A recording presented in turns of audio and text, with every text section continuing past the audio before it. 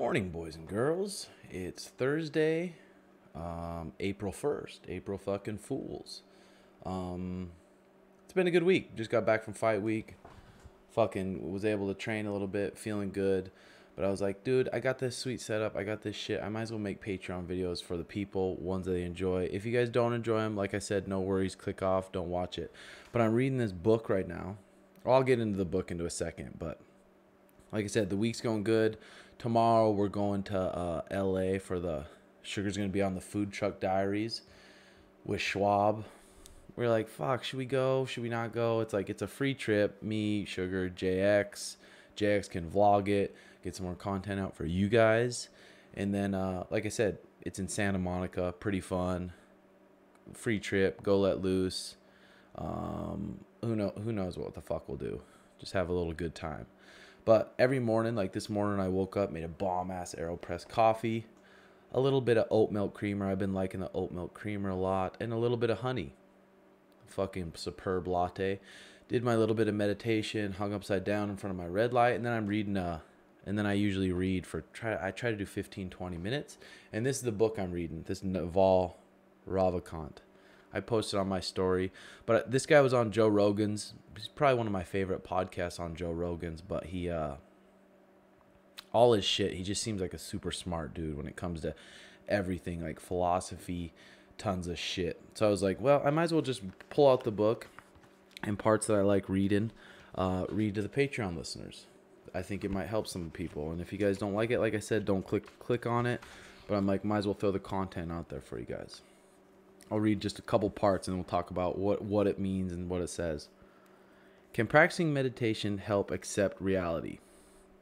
Yeah, but it's amazing how little it helps. You can be a long-time meditator, but if someone says the wrong thing in the wrong way, you go back to your ego-driven self. It's almost like you're lifting 1-pound weights, but then somebody drops a huge barbell with a stack of plates on your head. It's absolutely better than doing nothing, but when the actual moment of mental or emotional suffering arrives, it's still never easy. Real happiness only comes as a side effect of peace. Most of it is going to come from acceptance, not from changing your external environment. That's fucking good. People say they meditate all the time and then something that pisses them off and they just like fucking lose control of their emotions and get all pissed off. A rational person can find peace by cultivating indifference to things outside of their control. Some of this shit's pretty deep, but some of you guys will like it, some of you guys won't.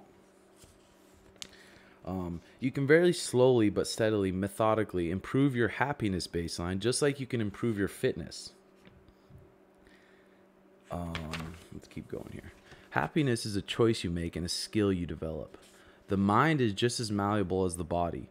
We spend so much time and effort trying to change the external world, other people, and our own bodies, all while accepting ourselves the way we were programmed in our youths. We accept the voice in our head as the source of all truth, but all of it's malleable. Malleable means it can change. And every day is new. Memory and identity are burdens from the past, preventing us from living freely in the present. That's nice. So random shit, the way your parents raised you, the way their reactions to certain things were, we fucking have those type of reactions too. And we don't even know why, but it's like because our parents raised us that way. But he's talking about it's malleable. You can change it. You can figure out where those thoughts and emotions and reactions are coming from. Happiness requires presence. At any given time when you're walking down the streets, a very small percentage of your brain is focused on the present. The rest is planning the future or regretting the past. This keeps you from having an incredible experience. It keeps you from seeing the beauty in everything and for being grateful for where you are. You can literally destroy your happiness if you spend all of your time living in delusions of the future. We crave experiences that will make us present, but the cravings themselves take us from the present moment. That's good. Like wherever you're at, you're thinking about, oh man, what if we went to this party and had this people and we had all these chicks, but it's taking your enjoyment from the moment you're in right now, and that's pretty much all that matters, which I like. I just don't believe in anything from the past. Anything. No memories, no regrets, no people, no trips, nothing. A lot of our unhappiness comes from comparing things from the past to the present. That's good too. That's fucking good too. Let's see. I think a lot of us have this lower level pervasive feeling of anxiety. If you pay attention to your mind, sometimes you're just running around doing your thing and you're not feeling great. And you notice your mind is chattering about something. Maybe you can't sit still. There's this nexting thing. You're sitting in one spot thinking about where you should be next or what you're going to do next. It's always the next thing, then the next thing, the next thing after that, then the next thing after that. That's creating this pervasive anxiety. It's most obvious if you ever just sit down and try to do nothing. I mean nothing. Not read a book, not listen to music. I mean literally just sit down and do nothing. You can't do it because there's anxiety always trying to make you get up and go. Get up and go, get up and go. I think it's important just to be aware of the anxiety. Aware the anxiety is making you unhappy. The anxiety is just a series of running thoughts. How I combat anxiety. I don't try to fight it. I just notice I'm anxious because of all these thoughts. I try to figure out, would I rather be having this thought right now or would I rather be having my peace? Because as long as I have my thoughts, I can't have my peace. You'll notice when I say happiness, I mean peace. When a lot of people say happiness, they mean joy or bliss, but I'll take peace. A happy person isn't someone who's happy all the time. It's someone who effortlessly interprets events in such a way that they don't lose their innate peace. That's fucking good. That's fucking real good. And like I said, some of you guys might like this, some of you guys might not, but I think it's just interesting shit that can help a lot of people. Because when you fucking game, when you're on your game or when you're scrolling your cell phone or when you're always looking at screens and shit, we don't know, but that's the type of stuff when we get off. That's the type of stuff that's making you have anxiety and have all this fucking anxious thoughts. I think the most common mistake for humanity is believing you're going to be made happy because of some external circumstance. I know that's not original. That's not new. It's fundamental Buddhist wisdom. I'm not taking credit for it.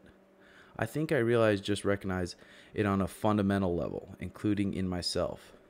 We bought a new car. Now I'm waiting for the new car to arrive. Of course, every night I'm on the forums reading about the car. Why? It's a silly object. It's a silly car. It's not going to change my life or at all.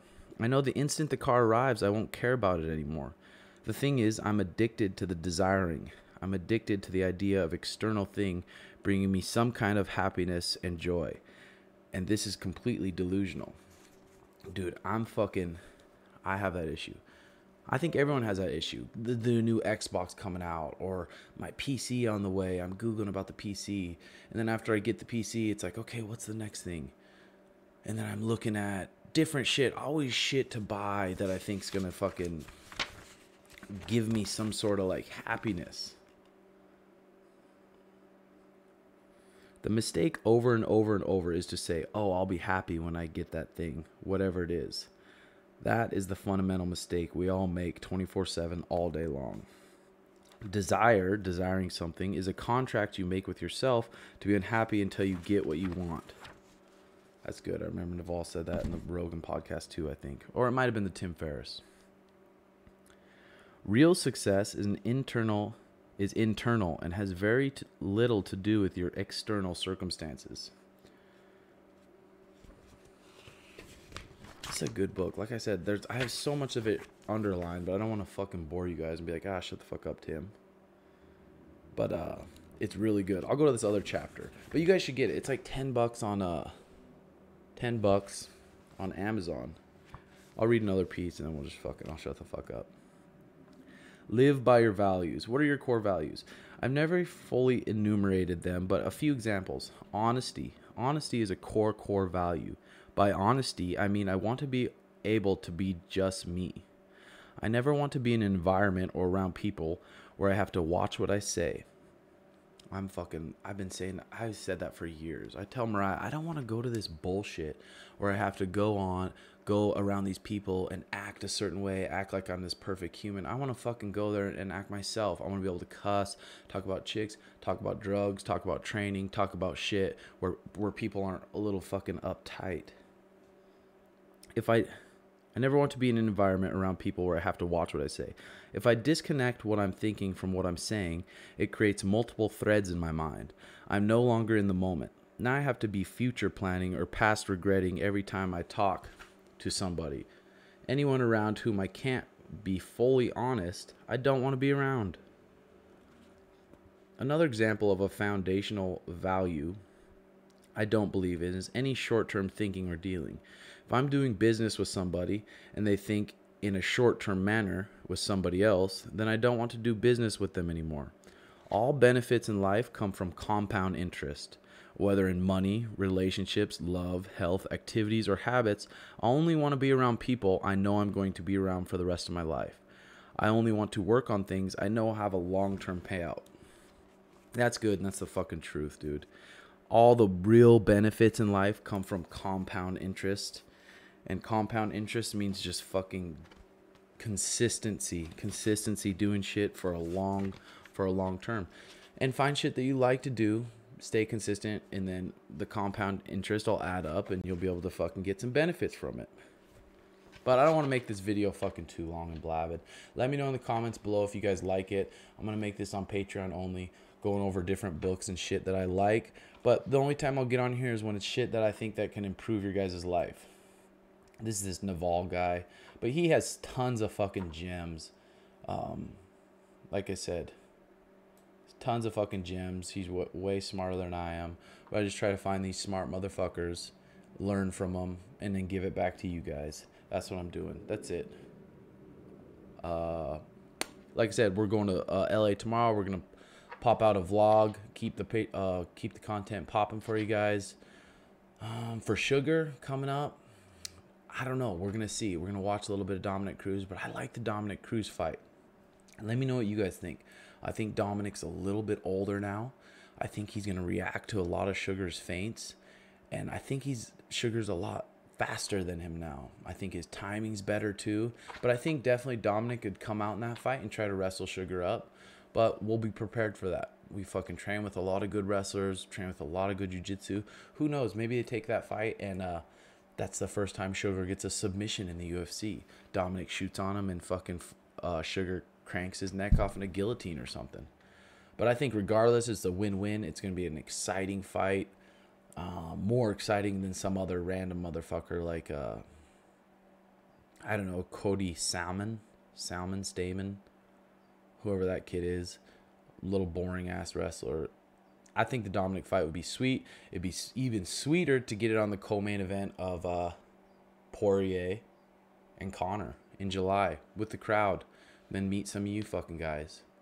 I don't know. Let me know what you guys think of the video. Like I said, I'll keep popping them out. They're effortless for me. This is just my gaming studio. And I can come in, bust out a video, and then dip. We can talk about whatever, too. All right, boys and girls. Good talking to you. Peace.